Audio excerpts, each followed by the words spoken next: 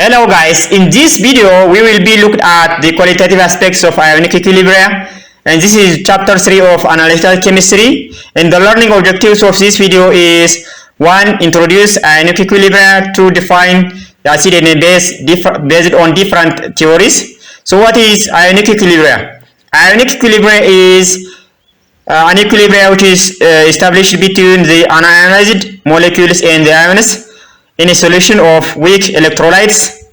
And similarly, the acid-base equilibria is the equilibrium between the molecular form of acid or base and its ionized form.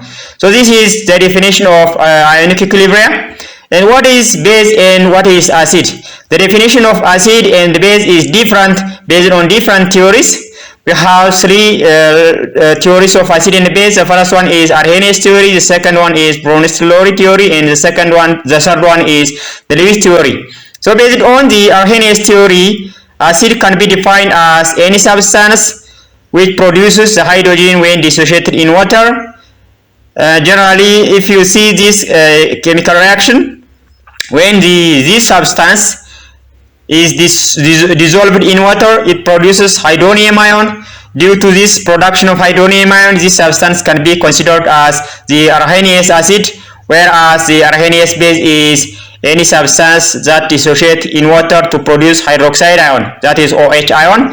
For example, if you consider this substance, when this substance is dissolved in water, it produces a hydroxide ion. Due to this production of hydroxide ion, this substance can be considered as the Arrhenius base. So based on the Arrhenius theory, the definition of the acid and base is restricted on those substances which dissolve in water and produces hydrogen for acid and hydroxide for base. This is the definition of acid and base based on the Arrhenius theory. And another is a definition of acid and base based on the Brunelleschi theory.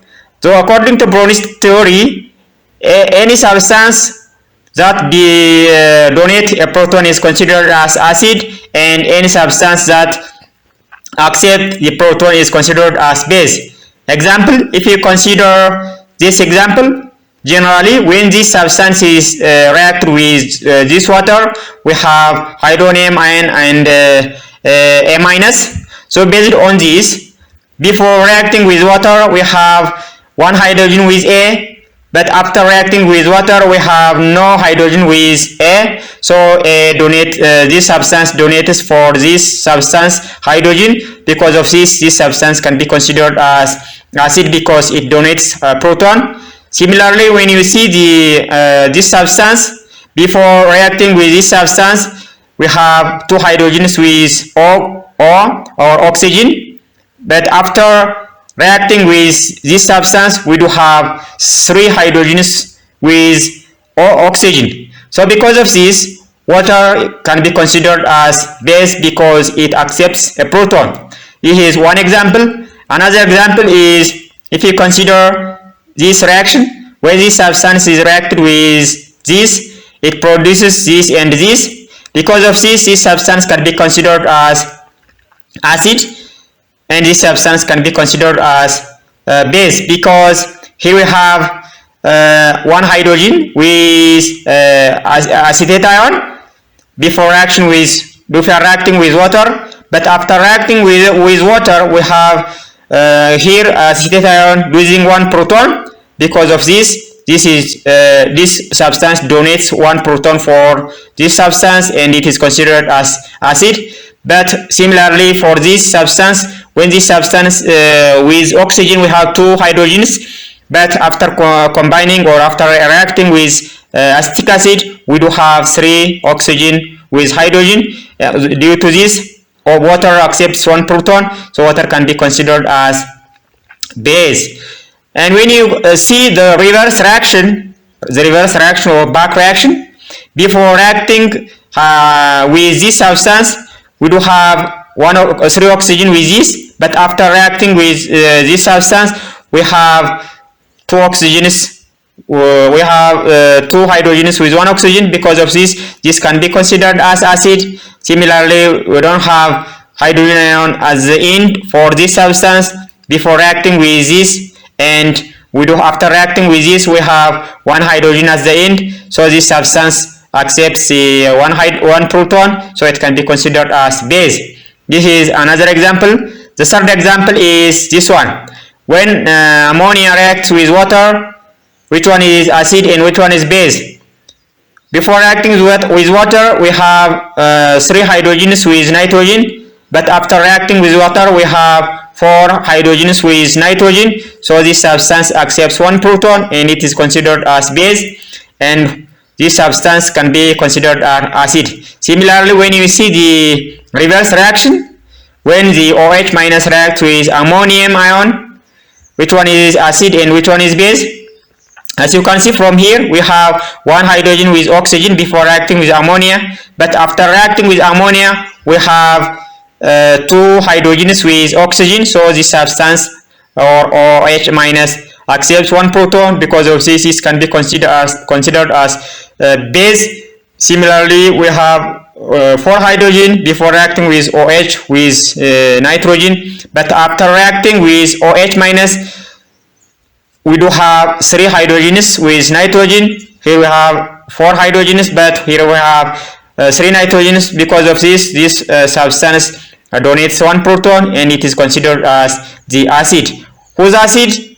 Bronsted Lowry acid, not Arrhenius acid in this case. So this is the definition of Arrhenius, definition of Bronsted Lowry theory. Another thing is the conjugate acid and base pairs. What is conjugate acid and what is conjugate base? Conjugate base is a base that is formed when an acid loses proton, and conjugate acid is an acid that is formed when a base accepts the hydrogen. If you see this example, for example, if you consider this reaction, the HCl reacts with water to produce Cl- and hydronium ion. This is acid because it loses one proton here. Because of this, it can be considered as acid. Similarly, water can be considered as base in this case because it accepts one proton after reacting with hydrogen, so water is considered as base.